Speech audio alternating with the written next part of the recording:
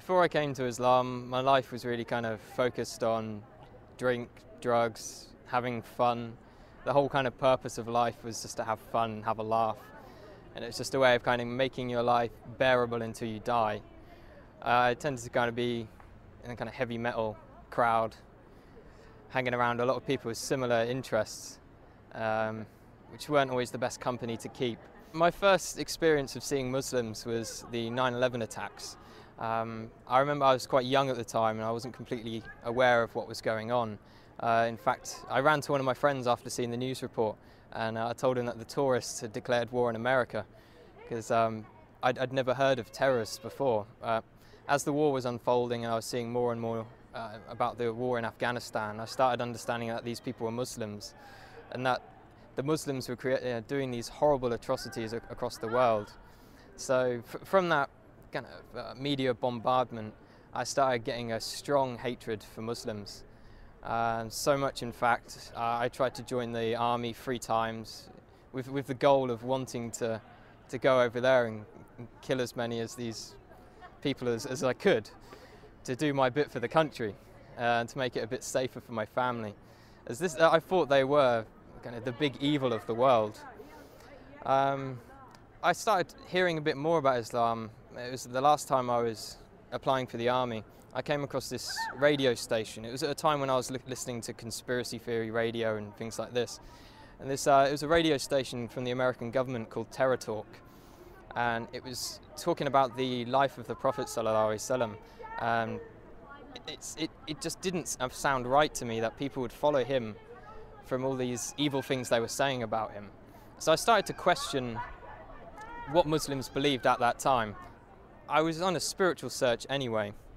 At the time I was looking into Norse mythology and paganism, and one of my friends turned to me and said, before you decide on this paganism thing, have a look around a bit more.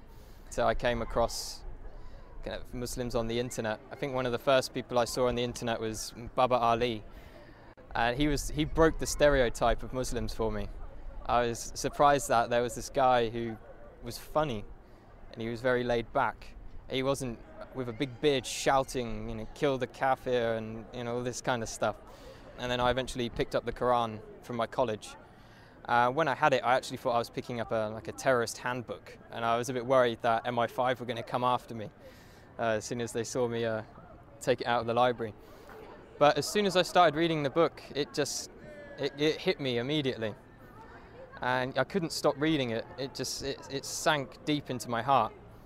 And as I kept continuing through the different surahs, I remember reading about the people in the fire having boiling water to drink, burning their throats. And as I could read this and I was living this awful life, I could feel my throat burning and I could feel kind of how real this thing was and how I had to change. The first day I went to the mosque, I spent all day there reading, and my mum called me in the evening and asked me, you know, where had I been all day, and I said I was at a mosque. She's like, what? No, you can't be at a mosque, you're a Christian. Christians don't go to mosques. And she was very, very shocked and thought I was going down a bad path. That was my mum's original reaction. After a while she started to accept it. She'd done a lot of crying. I'm not too sure why she was crying. I think she felt I was rejecting everything she'd taught me. A lot of people say when they find Islam, it's as if they've come home. And that's just the feeling I get. It's as if me in the past wasn't me at all. I was being controlled by something else.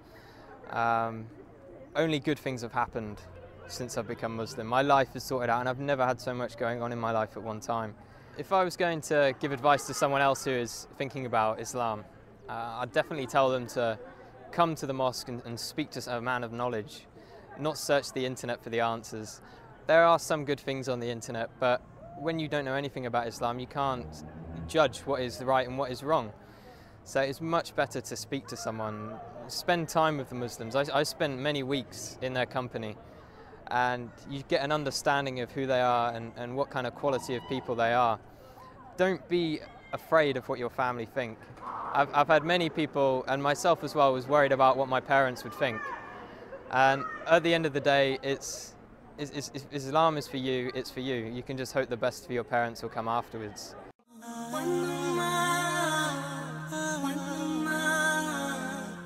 Allah.